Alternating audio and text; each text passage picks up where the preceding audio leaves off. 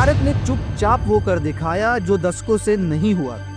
अब भारत के पास पाकिस्तान से ज्यादा परमाणु हथियार हैं। लेकिन सवाल ये है, क्या यह पाकिस्तान के लिए है या असली टारगेट कोई और है?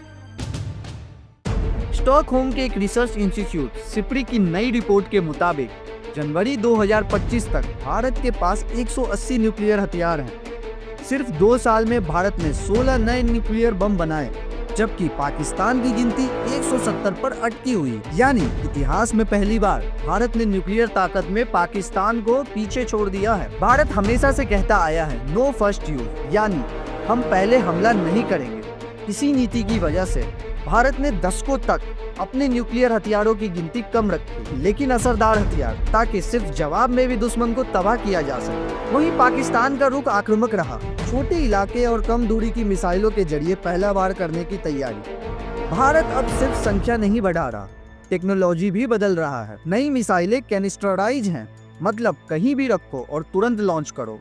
MIRV तकनीक की मदद से एक ही मिसाइल से कई टारगेट्स पर हमला किया जा सकता है। इसके अलावा अग्नि 5 और परमाणु पनडुब्बी INS अरिघात जैसी ताकतें भारत की जवाबी हमले की क्षमता को कहीं ज्यादा मजबूत कर रही है। भारत में डिफेंस एक्सपर्ट्स का मानना है कि अब न्यूक्लियर पॉलिसी सिर्फ पाकिस्तान को ध्यान में रखकर नहीं बन रही। चीन के पास इस वक्त करीब 600 परमाणु हथियार हैं और सिप्री की रिपोर्ट कहती है कि चीन हर साल 100 नए परमाणु बम बना रहा है। ऐसे में भारत की तैयारी अब 2 मोर्चों पर जंग की है, एक तरफ पाकिस्तान, दूसरी तरफ चीन।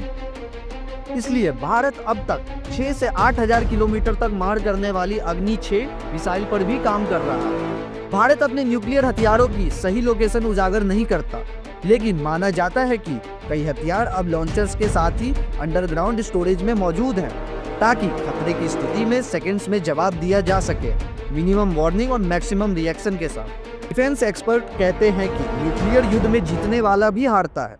5 से 10 परमाणु हथियार ही किसी भी देश को हमेशा के लिए बर्बाद कर सकते हैं। फिर भी दुनिया के बड़े देश हथियारों की दौड़ में लगे हैं।